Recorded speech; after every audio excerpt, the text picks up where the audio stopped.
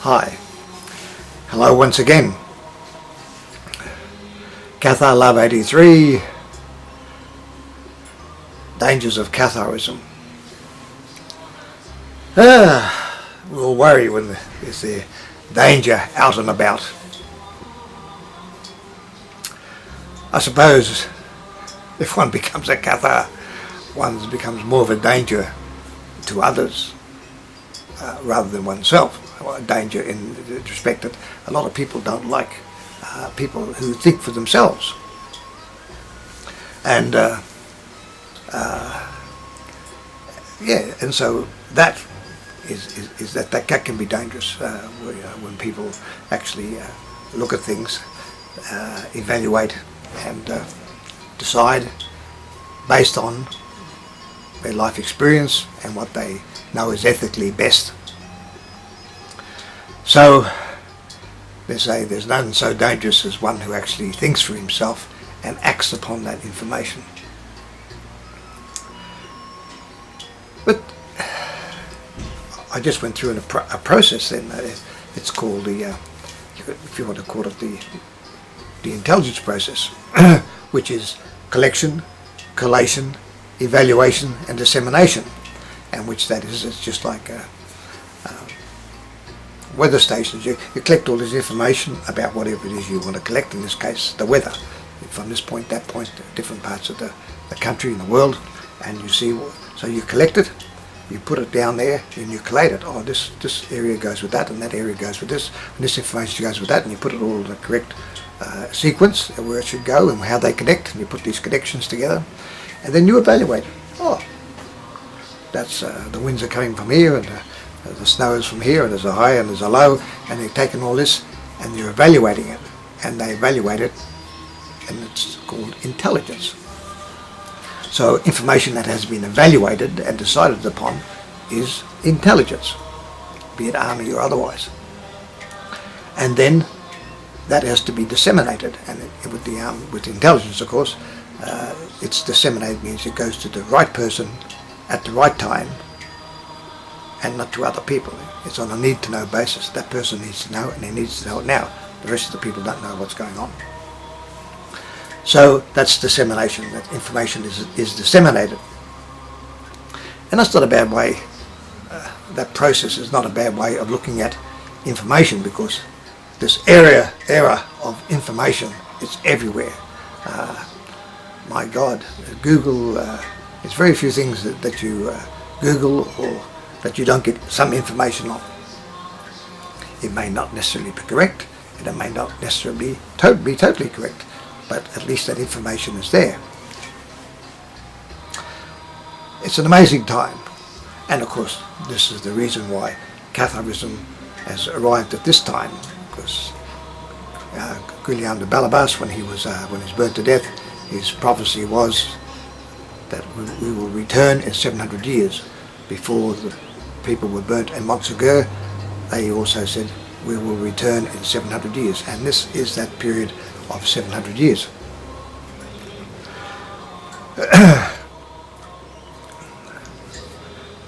A medium once said to me, very few people know about Catharism, but more and more are learning about it. And she said, at a certain time, and she mentioned something like a period like 5 years, in 5 years' time, when Catharism actually becomes, more and more people become aware of it and become aware of its beauty, of its purity, of its innocence, of its opposition, its love in opposition to power, its ethics, being kind and gentle to others, honest, don't hurt anybody, and don't judge people for who they are, what they are, because in a similar situation we possibly would be doing the same thing ourselves. So as Catharism becomes more entrenched, and modern day Catharism, there are certain entrenched people in power who can start to see Catharism as a threat, as they saw it 1,000 years ago. And yet Cathars for just being good people. But people in power are often threatened by simply good people, especially if they're frauds and they're cheating and thieving and they're grasping this way and that way to get to the top. They're frightened of people who might supplant them. So there's a danger, or a perceived danger, coming from Catharism. But meanwhile, Cathars are enjoying life, celebrating life, the gift of life. They're not worried about devils and demons and all these things that the religions impose on people. They don't have all these restrictions that people have put on people. They just simply be a good, decent person, and whatever country they happen to be, and men and women are equal. But there is if one follows the Cathar path, at some point, and you may have to help with this yourself, you will get a connection with your guide. I have a number of connections. I certainly I've spoken about the I Ching before, how I use that, and I get advice from the I Ching,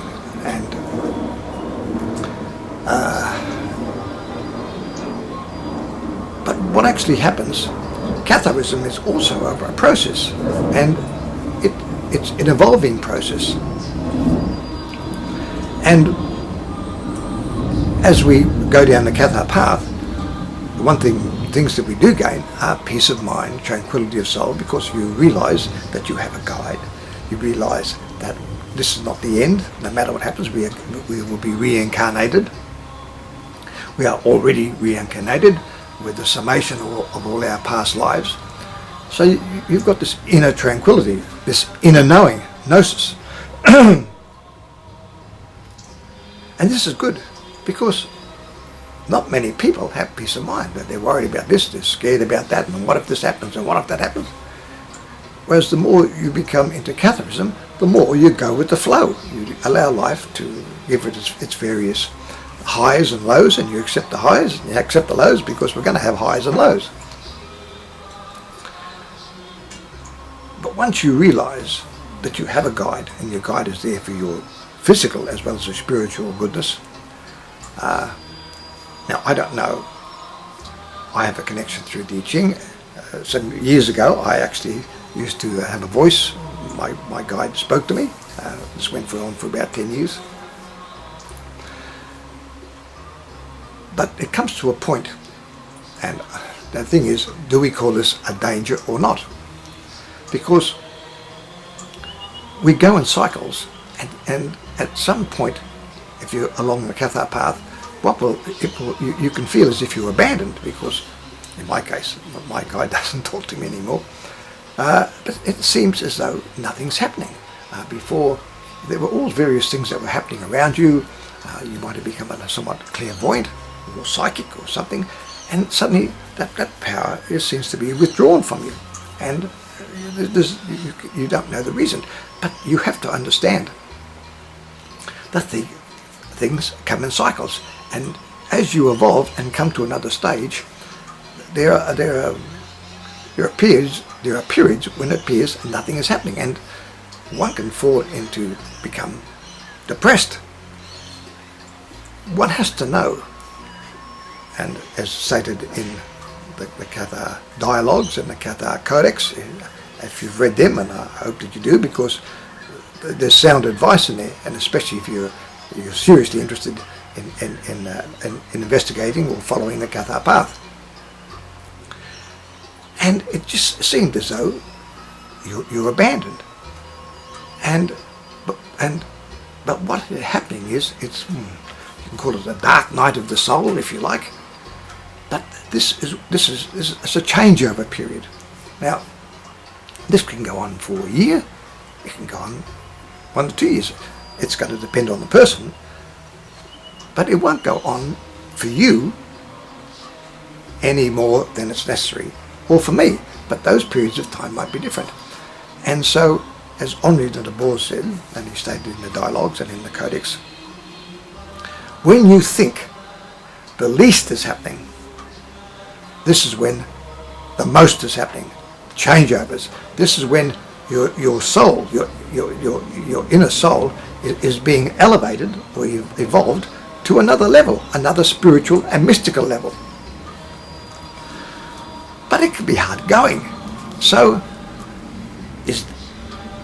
I'm warning you, because if you think, oh, I've been a man, and you fall into depression, you could become ill. I mean, this is up to the person, up to the person's own spiritual strength. A friend, I have corresponded with quite a number of people who've obviously, most of them, nearly every case, they've bought the book and they want to talk about some aspect of the dialogues or the codex or something that they want explained, and we've just become friends over a period of time. And if there is anything that I can ever assist you with, maybe I can, maybe I can't, but I'm certainly only too happy to reply to you. And if you've got the dialogues or the codex, you'll see my jbbjohnny at google.com, gmail.com. But they're in the books there, so please, I'm more than happy to reply in any way that I can. And one person has spoken to me about this aspect, and this is why I'm talking about it today. So I've gone through, but and again I use the I Ching, and the I Ching talks about. I write things down with the date and what actually happened. So because by writing it helps me memorize it, and I just go through one or two things on the I Ching just to give you an idea. Because in a previous video that I've got a clip, I talk about how to use the I Ching and using the I Ching.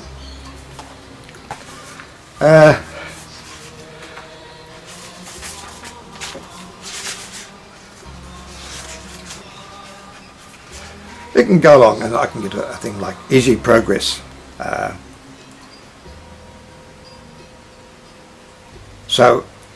Increase. These are just obviously an increase is an increase. This is expressed by the most basic principle of leadership. To rule truly is to serve. It is this spirit alone that has the power to help the world. So in other words, if you really want to help somebody, you assist them by being of assistance. To rule is to serve. To truly rule, not impose your power over you. So, revolving chaos. Times of growth are beset with difficulties. Their beginnings arise from the very profusion of all that is struggling to obtain form.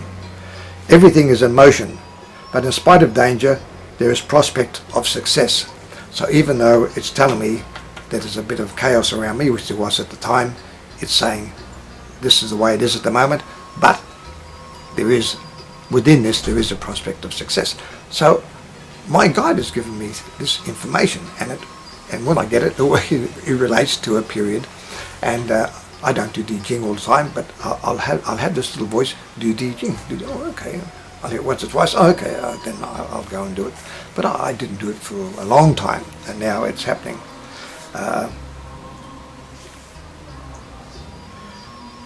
Contemplation.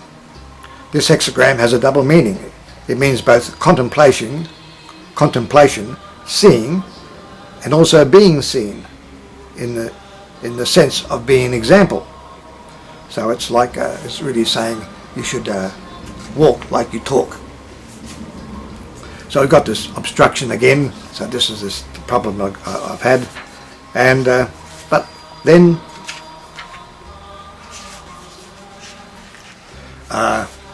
providing nourishment, and this represents the nourishment and care of oneself and others in a higher spiritual sense. So hopefully doing these YouTube talks in a form nourishing myself, but it's helping nourishing those who get something from it, obviously. And then I get this one, the most one I get is called, it's number 2, kun. It just means receptive, and I'll read it. The receptive means one who serves, one who takes second place, one who is yielding, devoted, moderate and correct. In opening, the receptive allows divine light to enter and thereby illuminates all things. In closure, in resting, it embraces all things as in a vast womb. So receptive means if there's something to be done, I need to not just go out and do it, but if there's something to be done, my guide, Breda, will let me know one way or another what she wants, that they need to be done. So I need to learn to be receptive to how they contact me. And with Breda, I know she's there because she'll rub me on the chin or on the lip. And the other day I went into the room and I was to do the I Ching, and I not only had a rub on the cheek, just a physical rub, so I know it's Breda. But there was this warmth, and I looked around for the warmth, and there was just this lovely warmth. It was a loving warmth, and I just realised it's just my guide being there. So we have this, once we obtain this connection with our guide, and with you, I use the I Ching to help me. I used it before the pendulum. Often when I'm just going to sleep, or even when I am asleep, I'll get a rub on the chin, and that's just my guide saying, or here or some other place, but it's a physical rub, just letting me know I'm here. And it's just a nice feeling to know your guide is letting you know. In my case, Breda, the Maid of the Monster, is letting me know that she's there. So, so when one has a connection, or when one knows one is and is travelling along the Cathar path and everything is going fine, and suddenly things seem to be missing. Things aren't happening as they did before. And you can get to the stage that you actually feel, hang on, something must be wrong. You feel abandoned, you feel let down or whatever. That point is, I'm saying this because one has to realise that this is a transformative stage. It's a cyclic stage, and it's really our soul, our inner soul, being taken to another level. And the thing is that when we feel the least is happening and nothing is happening, in actual fact big things are actually happening, and we're moving into another spiritual and mystical level. So because of this this letter I received, and it's something that I just feel it's not really dangerous, but it could be if that person allowed that to become depressed or something like that. But it's all part of the process, and it's moving along. But we have to realise, we have to have this inner peace, this inner tranquility, this inner faith in ourselves, and the faith that things are going to move along, and we'll go to another stage, another level, and we'll move along there. But that too will have its cycle. At that too, you will come to a certain level of involvement. With that, will also you have another situation where you may feel abandoned again, because you'll be taken on to another level. So I feel the biggest danger about becoming a Cathar or travelling along the Cathar path is that you are becoming, you're not going to change as a person, but there are modifications to you. You're certainly, people say, they say, well, why are you always happy? Well, I don't think I've got anything to be sad about. But I do. I have an inner happiness and an inner joy. And I'm not saying there's plenty of people from with no religion and religions who've got, I'm sure, the same feelings. That's up to them. I can only talk about myself.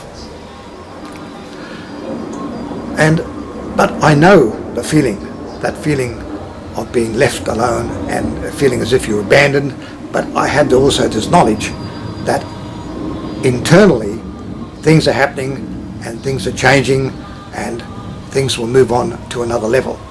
So I want to put this out because I don't know where various people are, so it's those who are travelling along a Cathar path, and I just want to give them some warning of that danger, and that's the only danger that I can actually bring to mind at the moment. But it's counterbalanced by this inner tranquility that your life experience as a Cathar will have brought to you. So I hope this little talk is not too obtuse and not too scattered. But I do feel those who have that situation that I've talked about, at least it could be of some assistance to them. So bye bye for now. Talk to you again.